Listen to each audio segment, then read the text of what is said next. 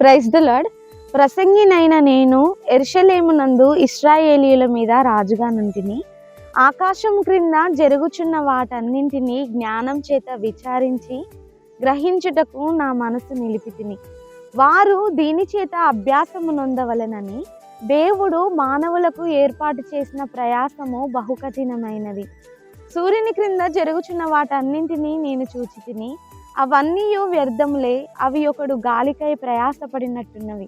వంకరగా నున్న దానిని చక్కపరచుట శక్యము కాదు, లోపము గలది లెక్కకు రాదు.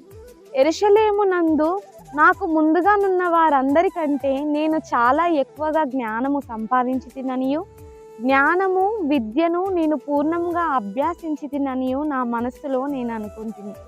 నా మనస్సు నిలిపి జ్ఞానాభ్యాసము, వెర్రితనము, మతిహీనత తెలుసుకొనుటకు ప్రయాసపడితిని. అయితే అదియు గాలికి ప్రయాసపడుటయే అని తెలుసుకొంటిని.